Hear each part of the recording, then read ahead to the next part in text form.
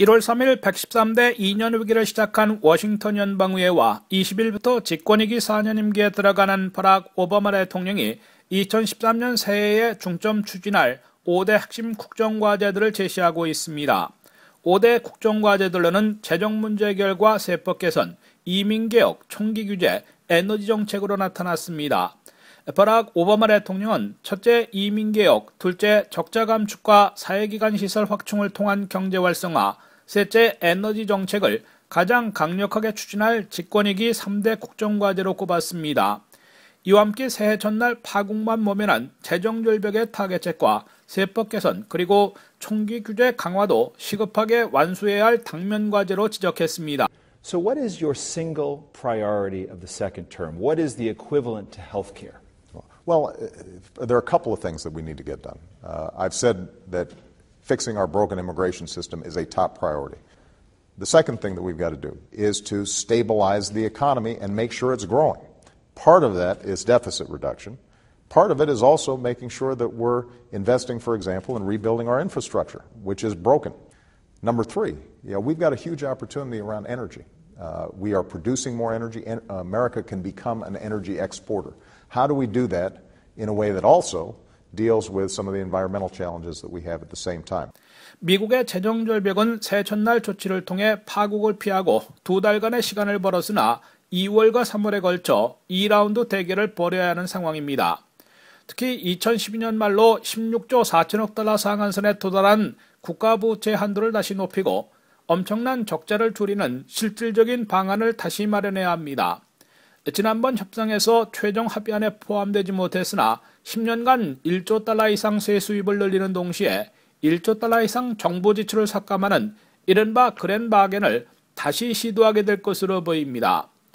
1980년대 이래 한 번도 고쳐지지 못한 고장난 미국의 이민제도를 고치겠다는 이민개혁은 1월 말에서 2월 초 사이에 공식 시작돼 6월에는 포괄 이민개혁 법안을 승인할 수 있을 것으로 예상되고 있습니다. I will introduce legislation in the first year to get that done. I think we have talked about it long enough. We know how we can fix it. We can do it in a comprehensive way that the American people support. That's something we should get done. 포괄 이민개혁 법안에는 1,100만 불법 이민자들 가운데 형사 범죄자를 제외하고 800만 명 안팎에게 합법 신분을 부여하며 일정 조건을 이행하면 영주권, 미국 시민권까지 허용하는 구제 조치를 담게 됩니다. 이와 함께 첨단 분야를 중심으로 영주권 쿼터를 대폭 늘리고 이민 수속 대기기간을 획기적으로 단축하며 비숙련 임신노동자 프로그램도 신설해 합법 이민도 확대하는 조치도 포함하게 됩니다.